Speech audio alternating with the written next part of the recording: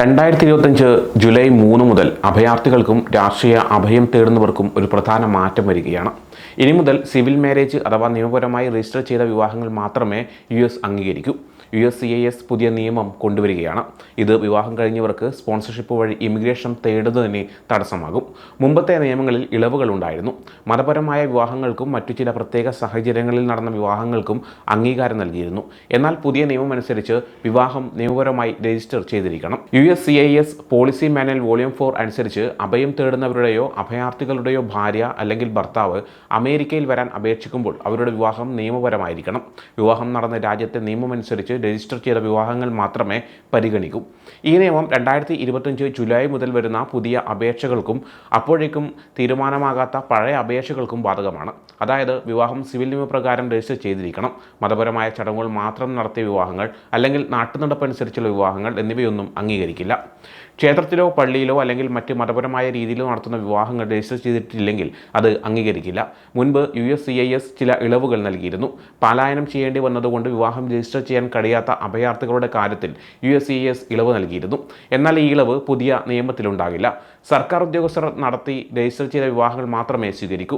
മതപരമായ ചടങ്ങുകൾ നടത്തിയ ശേഷം സിവിൽ നിയമപ്രകാരം രജിസ്റ്റർ ചെയ്താലും മതി.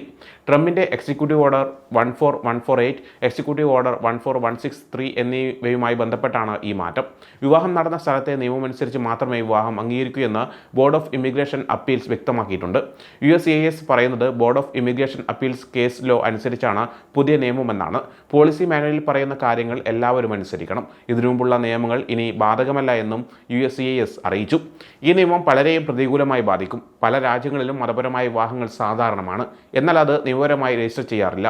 യുദ്ധം, ദാരിദ്ര്യം, മറ്റു പ്രശ്നങ്ങൾ കാരണം പലർക്കും വിവാഹം രജിസ്റ്റർ ചെയ്യാൻ സാധിക്കാതെ വരുന്നു. മുൻപ് USCIS 2 സാഹചര്യങ്ങളിൽ ഇളവ് നൽകിയിരുന്നു. 1, പലായനം ചെയ്യേണ്ടി വന്നതുകൊണ്ട് വിവാഹം രജിസ്റ്റർ ചെയ്യാൻ കഴിയാത്തവർ. 2, സ്വന്തം രാജ്യത്തെ നിയമം കാരണം വിവാഹം കഴിക്കാൻ സാധിക്കാത്തവർ. ഈ നിയമം പഴയ അപേക്ഷകർക്കും പുതിയ അപേക്ഷകൾക്കും ബാധകമാണ്. അതായത് ഇപ്പോൾ USCIS പരിഗണിക്കുന്ന അപേക്ഷകളും പുതിയ നിയമം അനുസരിച്ചായിരിക്കും തീരുമാനിക്കുക.